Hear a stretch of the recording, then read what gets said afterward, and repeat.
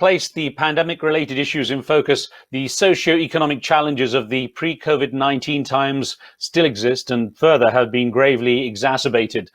Session 3 of the ABLF Talks Live connects with activists, corporate humanitarians, and global aid organizations to learn more about the impact of the pandemic, identified UN SGDs, and the new goals and timelines for efforts to support the world's underserved and vulnerable. His Excellency Dr. Tariq Al Gurg is the CEO of Dubai Cares. Widely recognized he is for the work he does at the hugely successful UAE non-profit organization that focuses heavily on the need for inclusive and quality education across 57 developing countries in partnership with the United Nations. Dr. Al Gurg has been a champion of education in emergencies, focused on the impact of conflict situations on education for children and youngsters. He also advocates for youth empowerment initiatives driven by UNESCO and the World Economic Forum. Speaking of which, Ms. Saadia Zahidi serves as Managing Director at the World Economic Forum, heading the forum's Center for the New Economy and Society, helping to shape global partnerships to handle various aspects of the new economy. Ms. Zahidi also co-authors key reports the forum produces. You can find out more about that online. And I should also point out she's won several awards and prizes for her work and is in demand as a speaker at conferences, so we're glad to have her with us. Stefania Giannini is also with us. She's the Assistant Director General for Education at UNESCO, where she handles the strategic vision and leadership for the agency's education sector, which includes the Education 2030 agenda that is a key part of the Sustainable Development Goals 4. Ms. Giannini has held key executive positions in the education sector globally and also served as a senator in Italy, as well as the country's Minister of Education, Universities and Research. I want to welcome you all into this panel session. Thank you very much for joining us. Perhaps I could start off with Dr. Tariq Al Gurg and put out a question there saying, how has the global crisis affected Dubai Cares programs and the projects dedicated to helping achieve the UN SDG 4, of course, to ensure inclusive and equitable quality education for children and youth by learning by 2030? How have you been affected by the pandemic? First of all, Britt, can you guys hear me? I was having a glitch. Am I clear now? Driz? It's clear. Did you hear the question okay? Yeah, can you guys hear me? Perfectly. Please go ahead. Good. Well, look, I would have loved if Stefania started the conversation talking about the global crisis on education, on the impact of COVID-19. But I'll just give you three quick statistics. We have when we were in lockdown by March, we had around 1.6 billion students out of school globally. This is almost 90% of the world's school population. We're talking about 190 plus countries around here. We also had, I believe, over 60 million teachers not having access to schools. Now, when you have a large scale disruption as this one, we don't expect, especially if it's virus related, we don't expect things to move swiftly and smoothly when it comes to the education sector. Now, when you compare this with health has not disrupted lives, and it didn't enter the homes of people globally, not every single home. If you look at the cases today, if we're talking about how many cases do we have today, around 20 million cases or so. But if you compare it with the 1.6 billion, you're talking about almost every single home which got affected with education. And when it came to Dubai Cares, the first thing we gave ourselves was a reality check, talking to our partners, seeing how they can adopt and adapt to new systems. It was very important to tell them that we are there for you. Don't worry about funding, but can you please switch to another model? Because there are two main issues here when it comes to remote learning. One, it is the actual technology, so that's the infrastructure, and two is the connectivity. We're talking about internet connectivity. And if in countries, especially the developing countries, if these two are not available, then you have a serious problem. And number three, of course, the digital content that goes side by side with both of them. And I believe Stefania will be covering a lot on what they're doing on UNESCO with their global coalition. So that's what we did. We tried to encourage them to go with remote learning. We have good experience in the past.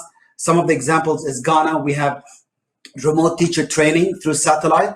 We have done it 8 years ago. We have Jordan. We have implemented an app. It's a learning app linked to their curricula where students, whether they're refugees or they're Jordanians in host communities that are not able to go to school, those apps will help them in their houses to learn from their schooling based on their curricula and just attend the final examination. So these are a few of the examples. So I just want to wrap it up by mentioning that when it comes to times like these, we have to unite. There will be new partners emerging in the market. We have to partner with them, whether those are business, governments, NGOs, and we have to look into all these solutions. And let us not forget about inclusivity here. Disabled children, girls, minorities, displaced children. We have to look into all of those. We have other examples in Iraq and Colombia about those, but inclusivity is very important in these circumstances. You made some very valid points there. Thank you very much for that. That raises a lot of things for us to discuss. I'll bring in Stefania Giannini here to ask about some of the things you talked about. Now, I have a 14-year-old daughter, of course, in a kind of privileged situation in that she's studying in the USA, where technology is less of an issue. But even she has complained about issues such as, not being able to connect with the teacher so easily. They have to regulate the way they all learn online. I'm wondering what particular challenges you find to be on your plate right now, Stefania, with the situation having gone on for so long, actually, much longer than people expected.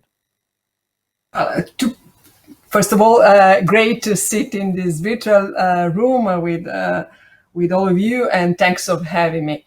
Well, to put it simply, I think we can say that the clock has been turned back on this ambitious agenda, which is the 2030 agenda for people, the planet, and prosperity, to which all countries committed a few years ago, 2015. And this crisis, which is a sanitary crisis with a huge impact on education, Tariq has already mentioned numbers, I don't go back to that, struck at the start of what we call the decade for action on SDGs. And this is about interruption of education systems worldwide. This is the very first global crisis for education. 182 countries at the peak of the crisis decided, because of the sanitary crisis, as a caution measure to shut down their systems, education systems. And this is the first time that all ministers of the world, realized that we have the same challenges somehow. The challenge of assuring continuity of learning through connectivity and e-learning, but not always and not for everybody available in a while. That's why we helped support countries in regions of the world where connectivity is not yet there to put in practice what we call blended learning systems. That means using radio, TV channels in order to reach students in rural zones or also in cities where it's not easy to have access to the internet at home. So connectivity and lack of connectivity, I should say, is the main challenge we realize. And it's interesting to say that the right to education as a principle, which is the ground of UNESCO vision, humanistic vision of education, is now including necessarily the right to be connected. Not simply schools to be connected, but single individual students to be connected, as schools can be shut down and closed for something which happens suddenly. Sorry, Stefania, you make a very valid point there, because actually it shows the disparity overall with the right to connectivity as you raised. I wanted to pause you there because I'll get back to the point you're making, but I wanted to bring in Saadia here and ask about something that Dr. Tariq raised, which is how it affects a number of people. We talked about students with specific challenges and specific needs, students of determination. We talked about gender equality and so on. And I wonder, from your perspective, what are some of the challenges and opportunities created by the pandemic for promoting more gender parity and equity, inclusion, and essentially, I guess, social justice more broadly? Sure. Thank you very much. Thank you, Riz. And also thank you to His Excellency Tariq Al Gurg for inviting me to join this discussion. A pleasure to be here. I think we've already heard the broader outlook on education. And to your point, this moment does present both a challenge and an opportunity. Let me talk a little bit about the inclusion angle, but also what this means for ensuring that broadly we are preparing this generation for the jobs of tomorrow. As you pointed out, there is an effect on gender equality. There has always been a sort of double shift that women in most households have been facing, which is both the responsibilities in the home and at work. And that has now become a double shift. There is a lot more responsibility in the home given the nature of this pandemic and what it's doing to the blurring boundaries between work and home and education. And so it's expanded the set of responsibilities for female parents in particular. And at the same time, in the workforce as well, there are increasing pressures. And for those that are working online from the home, there's a lot more of that seeping into their home.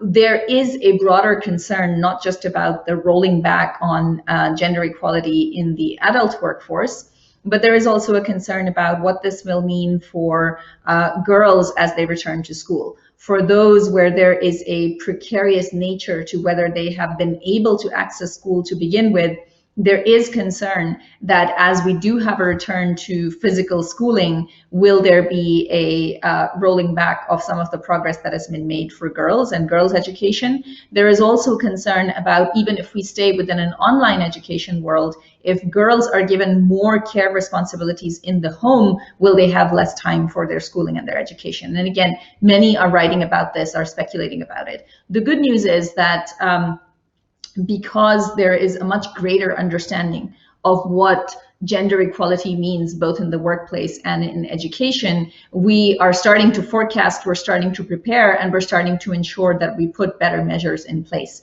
So for example, the World Economic Forum is working on what we call closing the gender gap accelerators, as well as closing the skills gap accelerators across multiple countries, and actually thanks to a collaboration with Dubai Cares.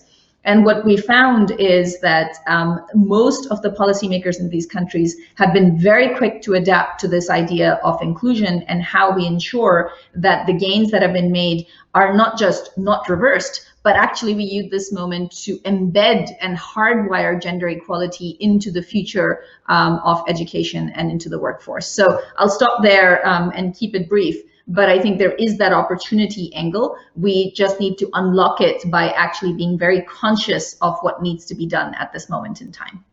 Very valid point. And actually, it's ideal because what you raised brings me back to Dr. Tariq Al Gurg and ask that in this age of great social distancing, what specifically, in terms of the learning disruption that has occurred, what specifically can governments and organizations do? What's a key measure that could be adopted to help counter the level of learning disruption that has occurred?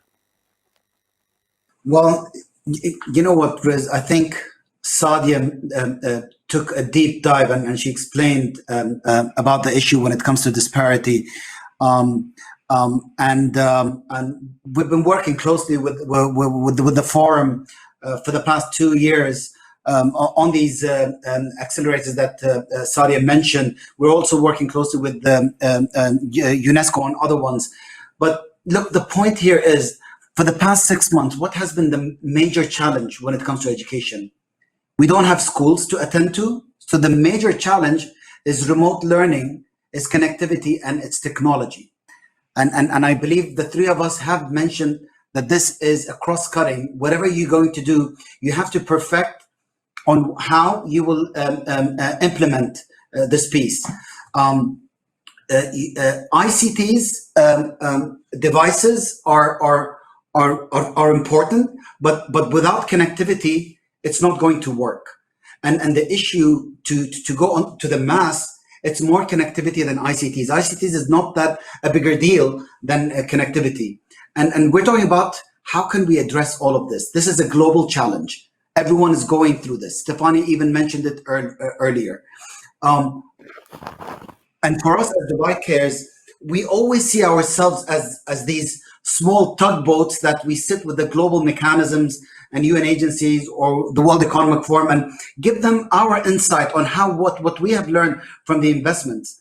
And if you wrap this whole point up, what we see as a major thing to happen here is that we have to have a big movement globally to have a global declaration on connectivity, on digital connectivity. And that's exactly what we're doing with UNESCO and UNICEF.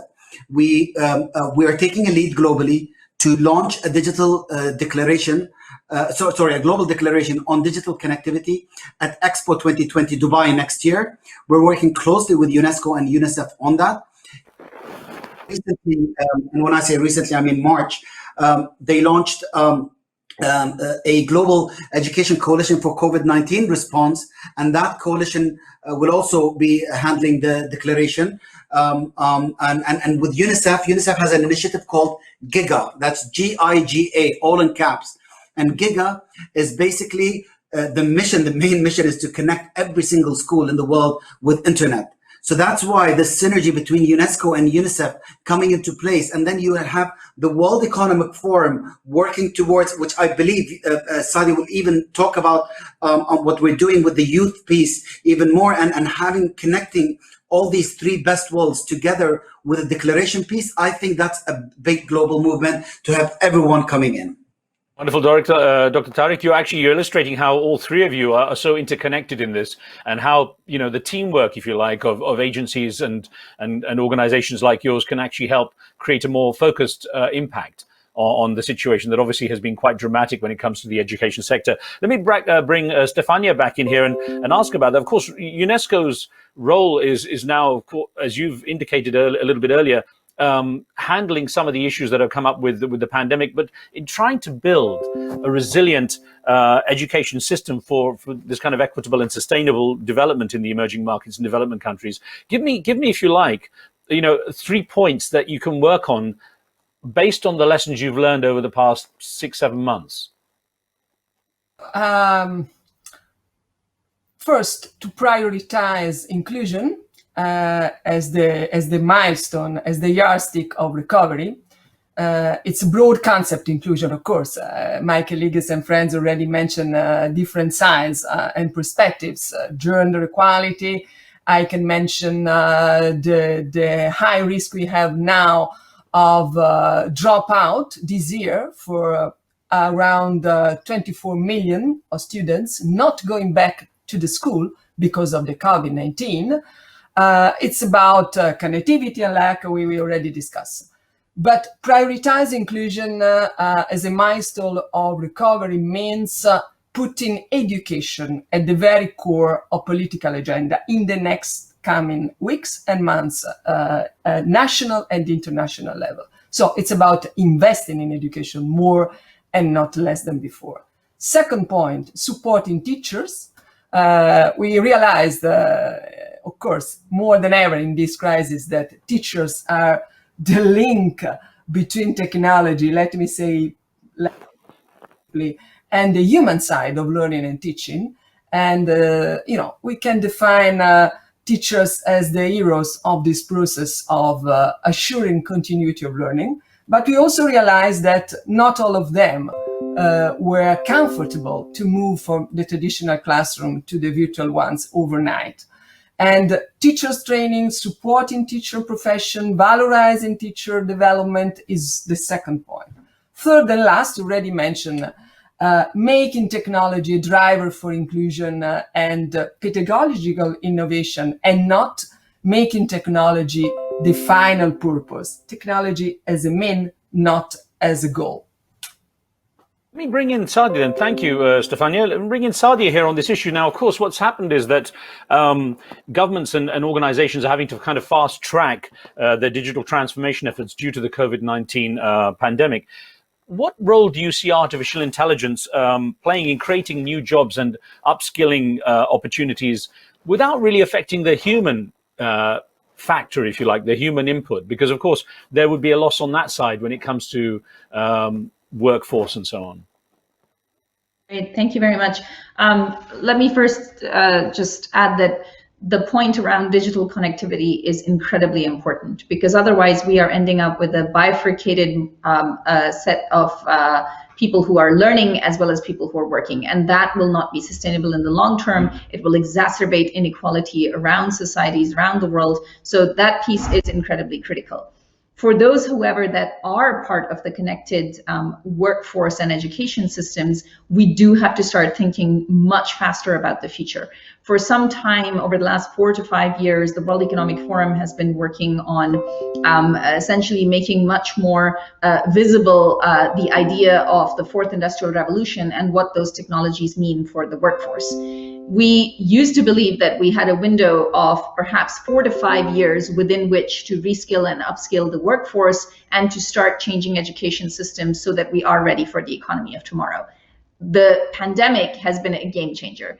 To your point, there is a much greater acceleration of the adoption of these technologies in a lot of companies, and governments are also now changing where their focus is. So we will need to ensure that the trillions that are going into supporting workers and companies at present actually start being set aside for making the kinds of education curricula changes that need to be seen if we're going to prepare this next generation for the jobs of tomorrow. And at the same time, to ensure that there is a lot of support and investment for reskilling and upskilling the current workforce, the 3 billion people that will not go back to basic education systems, but that will need to either reskill and upskill themselves on the job or take some time out to be able to do so. That window of opportunity is now perhaps 1 to 2 years rather than the 4 to 5 years that were being predicted earlier.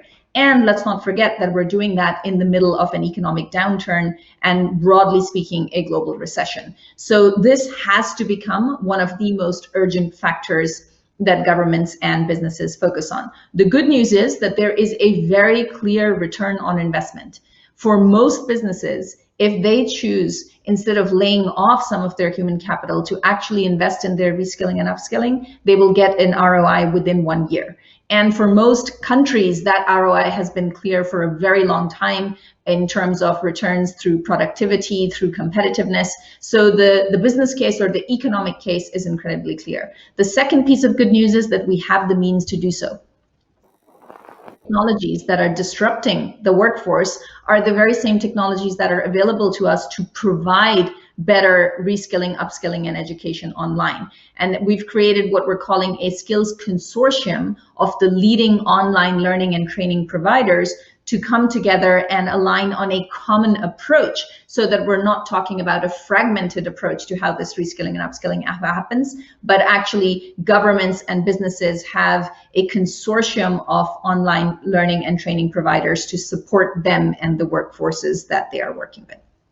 Thank you, Saadia. I'll go back to Dr. Tariq Al Gurg and ask about this issue of future jobs and the adjustments needed based on the impact of the pandemic. And I wonder, with the work that Dubai Cares does, because it's across almost 60 countries, 57 countries, mostly in developing areas, is the impact of changing the agenda, if you like, in terms of future jobs, much more of a concern for you, or is it really, as Saadia indicated, obviously the developing world can see a massive return in a short period of time. Does it affect Dubai Care's work as much to look at the future job situation, or is it simply about just trying to get that education system back on track? Well, look, Riz, we're working on a huge global advocacy.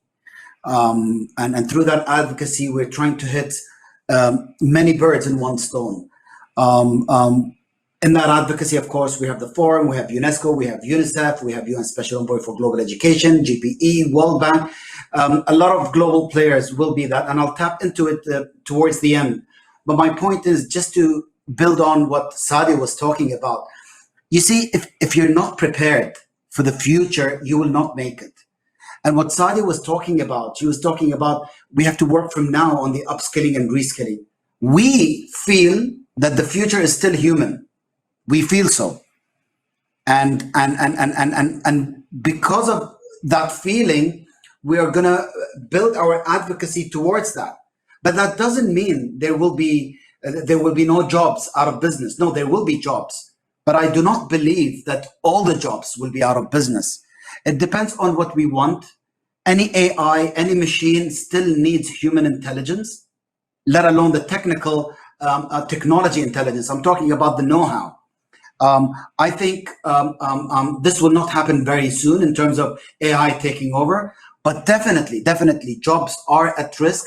Not maybe in my opinion, it's not to the level that we're talking about today. I don't think so. But is that future coming? Yes. Is it in 10 years? I don't think so in 10 years. But is it coming? Yes, it is coming, definitely. But again, jobs go, new jobs will come, because even with this technology and advancement, you need new jobs as well to run all of these. And I'll just wrap up by mentioning, you see how the UAE was very well prepared for the pandemic when it came to education. We were one of the first countries to have school closures. We replaced it by remote learning. We had the systems ready. The infrastructure was there a few years back, and we used it finally, and it came into place. We didn't have that issue. So that's preparedness.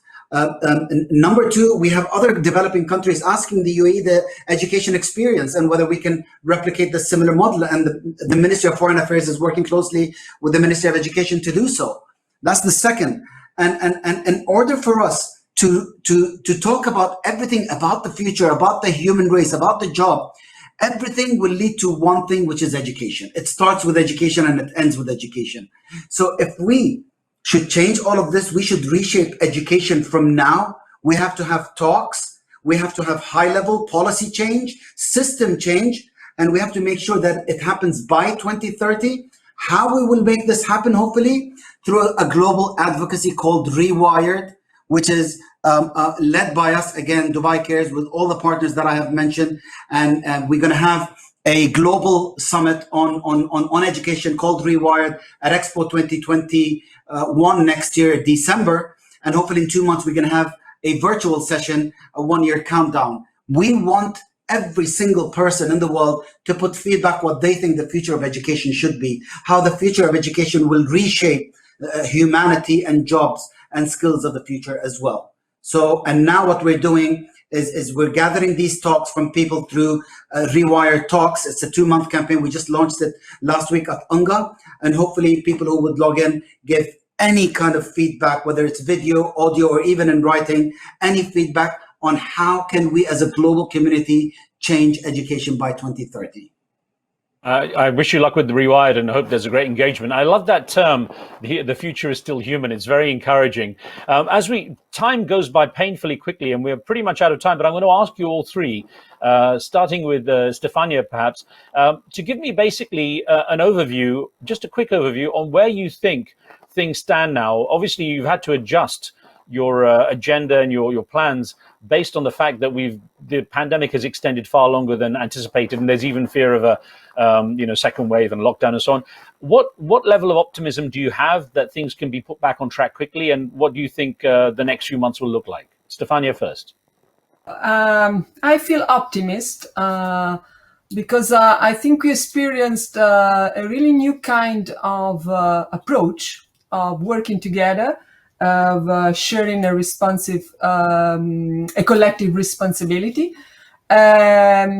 We establish a new partnership based on concrete and fast solution to be provided to countries and education communities in the world. UNESCO from the beginning of this crisis started to monitor data, an important dimension, of course, and establish a global education coalition, putting together in the same virtual room not only the UN traditional partners, which are, of course, our sister agencies and important key actors in the global picture, but the private sector, civil society, and NGOs, in order to say, well, we have to move with one voice, one action, and find the way to give not one size solution for all countries in the world. And this is very encouraging. I mean, Can you imagine the UN system moving in a startup mood? I think it was almost a crazy idea some months ago, and we got it. Dubai Cares is one of the very first partner to join the coalition, and we have already concrete solutions provided in more than 70 countries around the world. Second point why I'm feel optimist is about the future dimension. I do believe, I said before, as Tariq said, the future is still very much human, and it's in our hands to make education and the transformative power of education the main tool to keep this human side of a better, more resilient, sustainable society. I think that the Futures of Education initiative UNESCO launched last year, which is about reimagine the school systems and the system of transmission of knowledge in the next 20, 30 years, beyond 2030, is now becoming really a very important pillar of these connected dots from the past to the current situation to the future. And there is a lot of good reaction and mobilization from a bottom-up process from universities, young people, and I think that this is another important dimension and contribution from UNESCO side and all the UN system, which can make a difference in the coming months. Stefania, I'm going to ask Saadia just quickly then, what keeps you optimistic? I think the fact that we have been able to mobilize so many global efforts to work on 3 different timeframes at the same time. One, the immediate reaction to the crisis, both in the learning space as well as what needed to be mobilized in terms of ensuring that as many jobs as can be protected are protected through a number of government initiatives as well as business initiatives. So that crisis focus. The second element is, I think most of us, and you can see here in this conversation with the focus on the SDGs, there are a number of problems that we had inherited from the pre-pandemic economy, and we absolutely need to keep a focus on those. And so that is something that many international organizations and many large corporations are ensuring continues to happen. We see that happening in the ESG movement in the corporate world. You see that certainly happening in the doubling down that occurred over the course of September, in particular around the UNGA on the SDGs. So there's a lot of focus on those problems that we for some time have known are there. And then finally, the third element where we're starting to see a movement, and I think that makes me quite optimistic, that as we build back, we have to build back better. We have to build back more sustainable and more inclusive economies. I think that is now a common part of the language and the agenda that many leaders are adopting. What we need to do is now translate that and to actually be able to move from the crisis timeframe to these inherited challenges and to actually start bridging towards that future. It can be done. We will need the right kinds of metrics. We need to ensure that we're not simply returning to GDP growth, but the right kind of growth. And that is a space in which the World Economic Forum, Dubai Cares, UNESCO, many other institutions are, of course, dedicated to ensuring that that's the direction we go in. So that's what keeps me optimistic. It has been a wake-up call for the GDP metric. I'm going to give the final word to Dr. Tariq. You're obviously very energized. It's great to see you're a great representative for what the work you do, and you seem to be very, very optimistic. And I wonder what drives you now in this situation as it's dragged out. Where does your optimism come from, sir? Just afraid, Riz, I answer your question, and some people may think I'm crazy, but I'm giving all my time and soul for the next years just to make sure that education changes by 2030. We should be the generation that will be mentioned in the future that we have finally changed education. Education has been the same since the first industrial revolution. 100 years, nothing has changed. Only the school, how it looks, it has changed. The system is exactly the same with a few tweaks. And I believe we can do this with the big partnerships, coordination, and as long as UNESCO is being supported and has all of us with them, I believe with what UNESCO is establishing right now through their panels and network and platforms, I think they're putting a lot of solutions to the future of education. And I salute Stefania and her team on with a small span of time on how they have restructured and they have set how education should be changed and how us as humanity should go towards the new education system. Thank you. So, well, more power to all three of you. We ran a little bit long, but it's such an important topic. And I had a bit of license to be able to overrun. So I thank you for your patience. Obviously, a conversation that doesn't end here, but I hope everyone will stay engaged and we'll have a chance to discuss this at greater length at another time. I want to thank all three of you for being on the panel and joining us at the ABLF Talks event. So, and thanks for taking part. Thank you. Yeah. Thank you.